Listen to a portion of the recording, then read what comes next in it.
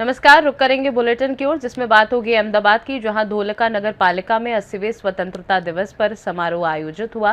साथ ही बात होगी दाहोद की, जहां दाहोद उप जेल में 80वें स्वतंत्रता दिवस पर ध्वजारोहण कार्यक्रम आयोजित किया गया। ऐसी तमाम खबरों पर विस्तार से डालेंगे नजर। धोलका नगर पालिका में 15 अगस्त को 80वें स्वतंत्रता दिवस पर समारोह आयोजित हुआ। अध्यक्ष अनामिका बेन भट्ट ने तिरंगा फहराया। इस दौरान उपाध्यक्ष जयाबेन ठाकुर, अनिल भाई वाघेला, मुख्य अधिकारी प्रार्थना बेन राठौर, पार्षद कर्मचारी, फायर ब्रिगेड कर्मी और एनसीसी कैडेट मौजूद रहे।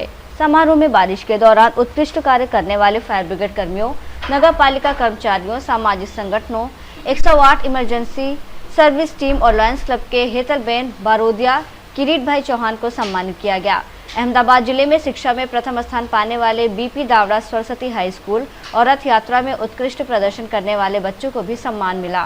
समस्त नागरिकोने આજના આ સ્વતંત્રતા દિવસની ખૂબ ખૂબ શુભેચ્છાઓ। હું આજના આ પ્રસંગે તમામ સ્વતંત્ર સેનાનીઓ અને તમામ શહીદોને નમન કરું છું અને વંદન કરું છું।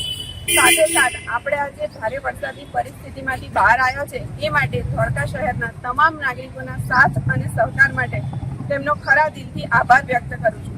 ધોળકા શહેરની તમામ જનતાને અપીલ કરું છું કે આવીને આવી જ રીતે તમે નગરપાલિકાની સાથે રહીને કામ કરશો તો આપણે આપણા શહેરને હજુ ઘણું બધું આગળ વધારી શકીશું। અને આજના આ ખાસ પ્રસંગે હું મારી તમામ નગરપાલિકા સ્ટાફ, તમામ નગરપાલિકાની ટીમ, તમામ કાઉન્સિલરો અને આ આપણી પરિસ્થિતિમાં જેમણે પણ મારો સાથ અને સહકાર આપ્યો છે એ તમામનો ખરા દિલથી આભાર વ્યક્ત કરું છું।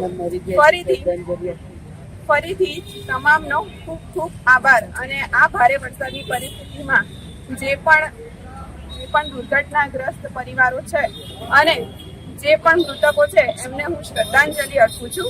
અને અસ્તુ, ભારત માતા કી।